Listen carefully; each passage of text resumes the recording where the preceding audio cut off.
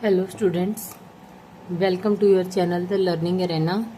So we are doing our idiom series. So हमने 160 idioms already cover कर लिए हैं.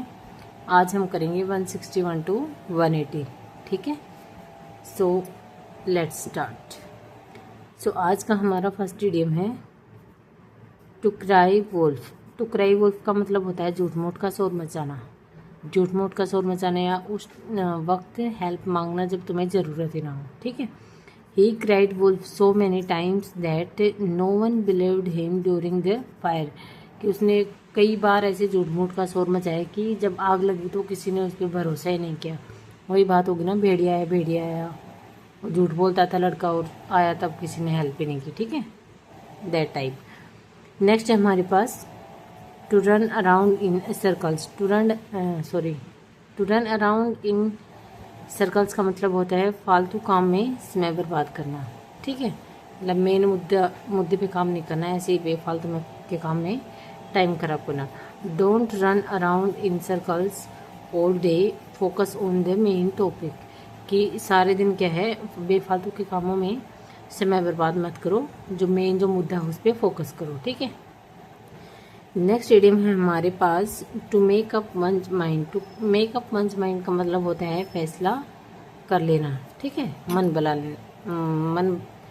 बना लेना. I finally make up my mind to try my best this time. कि इस टाइम मैं अपना बेस्ट करने का मैंने क्या कर लिया, इरादा कर लिया, फैसला कर लिया. नेक्स्ट है हमारे पास to keep the wolf away from the door. To keep the wolf away from the door का मतलब होता है बस गुजारा करना, बस गुजर बसर होना. ठीक है. He works very hard to keep the wolf away from the door. कि वह जो अपना गुजारा, अपना घर चलाने के लिए जो है वो बहुत ज़्यादा मेहनत करता है. ठीक है. नेक्स्ट इडियम है हमारे पास to put spoke in one's wheel. कि रुकावट डालना. ठीक है, बाधा डालना. Don't try to put spoke in my wheel, let me do it alone. कि मेरे काम में बाधा डालने की कोशिश मत करो, मुझे अकेले करने दो. नेक्स्ट इडियम है हमारे पास to take to task. To take to task का मतलब होता है डांटना किसी को या किसी से जवाब मांगना. The teacher took the students to task for coming late. कि लेट आने के लिए टीचर ने जो है उनको डांटा, स्टूडेंट्स को. ठीक है. नेक्स्ट इडियम है हमारे पास to turn over a new leaf. To turn over a new leaf का मतलब होता है नई शुरुआत करना. After the accident he turned over a new leaf. कि एक्सीडेंट होने के बाद उसने क्या है, एक नई शुरुआत की. ठीक है. नेक्स्ट है हमारे पास एक क्लोज फिस्टेड पर्सन. एक क्लोज फिस्टेड पर्सन होता है कंजूस. He is so close fisted he don't even by A T. कि वह इतना कंजूस है कि वह चाय भी नहीं खरीदता. ठीक है. नेक्स्ट है हमारे पास ए सी चेंज. बहुत बड़ा बदलाव. ए सी चेंज, सी क्या होता है, सी बहुत बड़ा होता है. सी चेंज मतलब समुद्र के जितना बदलाव, मतलब बहुत बड़ा बदलाव जिसको नोटिस किया जा सके. ठीक है.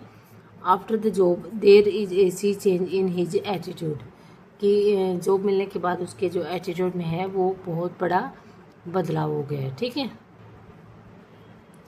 नेक्स्ट है हमारे पास ए वेट ब्लैंकेट. ए वेट ब्लैंकेट का मतलब होता है मजाक खराब करने वाला. ठीक है, जो क्या करता है किसी चीज़ में जो है बाधा उत्पन्न, किसी चीज़ का जो एंजॉयमेंट होती है उसको रोक देता है. ठीक है.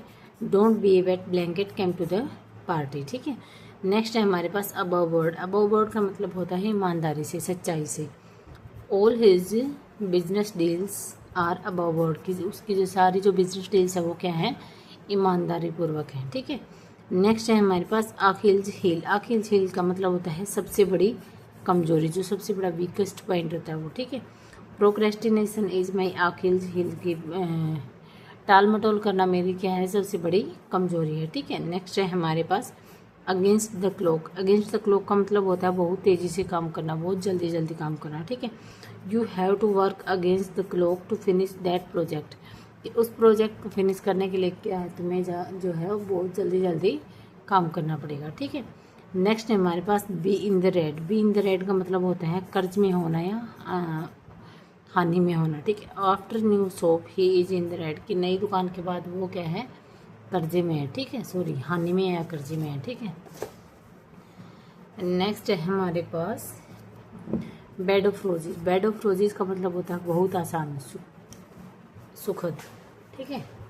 This competition is not a bed of roses, ये जो प्रतियोगिता है ये ना, सॉरी कंपटीशन क्या होता है, ये जो कंपटीशन है वो इतना आसान नहीं है, ठीक है, बहुत ज़्यादा आसान नहीं है, सुखद नहीं है, ठीक है।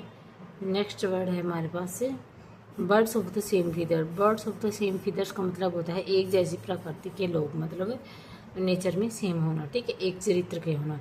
Those two friends are the birds of the same feather, की जो वो दो दोस्त हैं वो एक जैसे हैं दोनों, ठीक है, by character. Bite the dust, bite the dust का मतलब होता है हार जाना, ठीक है, ये सब कुछ खत्म हो जाना, ठीक है। In the protest the government finally had to bite the dust, कि जो आंदोलन था उसमें क्या था कि फाइनली जो अंततः गवर्नमेंट को जो है हार माननी पड़ी, हार मानी। Carry the day, carry the day का मतलब होता है जीत जाना, ठीक है। His speech carried the day in the debate, कि जो डिबेट में है उसकी स्पीच ने क्या कर दिया, जिता दिया, ठीक है। नेक्स्ट है हमारे पास catch it tartar. Catch it tartar का मतलब होता है अपने से बलवान से भिड़ना, मतलब अपने से ज़्यादा जो ताकतवर है उससे लड़ाई करना, ठीक है, या उससे पंखा मोल ले लेना। When he argued with boss he cot A tartar, कि जब उसने बॉस के साथ जो है आर्ग्यूमेंट किया, बहस की, तो क्या था कि वो अपने बॉस क्या है उससे तो ज़्यादा शक्तिशाली था ही ना, तो उससे भिड़ गया वो, ठीक है।